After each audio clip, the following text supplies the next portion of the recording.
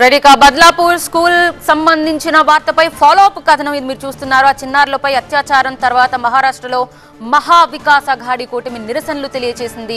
పూణేలో శరద్ పవార్ నేతృత్వంలో ఆందోళనలు కొనసాగుతున్నాయి. ముంబైలో ఉద్ధవ్ ఠాక్రే నేతృత్వంలో ఈ ఆందోళనలు కొనసాగుతున్నాయి. మహారాష్ట్రలో మహిళలకు భద్రతే లేదు అంటున్నారు శరద్ పవార్.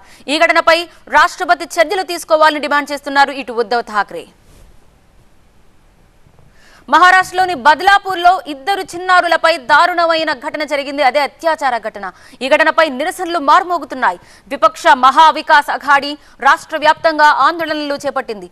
అయితే హైకోర్టు ఆదేశాలతో రాష్ట్ర బంద్ పిలుపును విరమించుకున్నారు. పూణేలో శరద్ పవార్ నేతృత్వంలో ఎన్సీపీ పవార్ వర్గం నేతలు ఆందోళనకు దిగారు. ముఖానికి నల్ల రిబ్బన్ కట్టుకుని ఆందోళన చేపట్టారు. మహారాష్ట్ర సర్కార్ తీరుపై తీవ్ర స్థాయిలో మండిపడ్డారు శరద్ పవార్. రాష్ట్రంలో శాంతి భద్రతలు పూర్తిగా క్షీణించాయన్నారు. పోలీసులంటే నేరస్తులకు భయం లేకుండా పోయిందన్నారు.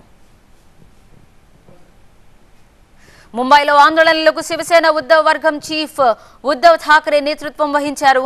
మహారాష్ట్ర సీఎం ఏక్నాథ్ షిండేపై తీవ్ర స్థాయిలో మండిపడ్డారు ఉద్ధవ్. మహిళలపై అకృత్యాలకు పాల్పడే వాళ్లను కఠినంగా శిక్షించాల్సిన ప్రభుత్వం నిందితులకు అండగా ఉందని విమర్శించారు. राष्ट्रपतींकडे तो पाठवला गेलाय. राष्ट्रपती सुद्धा महिला आहेत. त्यांना सुद्धा मी जाहीर आवाहन करतोय की महामहिम राष्ट्रपतीजी आपल्या दप्तरामध्ये आपल्या कार्यालयात गेले 1-2 वर्ष माता भगिनींचं रक्षण करणारा शक्ती कायदा हा धुळखात पडलाय. आपण कृपा करावी, त्या कायद्यावरची धूळ झटकावी आणि या सरकारला सुद्धा थोडंसं झटकवा आणि तो कायदा लवकरात लवकर महाराष्ट्रामध्ये अंमलात आणा अशी जाहीर विनंती मी आज राष्ट्रपतींना करतोय, इथल्या सरकारला करतोय. आपल्या सगळ्यांना धन्यवाद देतो. पण परत एकदा सांगतो, आता जी जाग आले ही जाग जाऊ देऊ नका.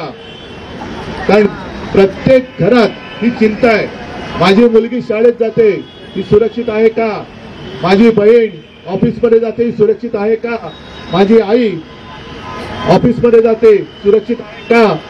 तर ती सुरक्षा व्यवस्था देण्याच्या ऐवजी सरकार निर्लज्जपणाने वागते. हे सरकार आता घालवावंच लागेल.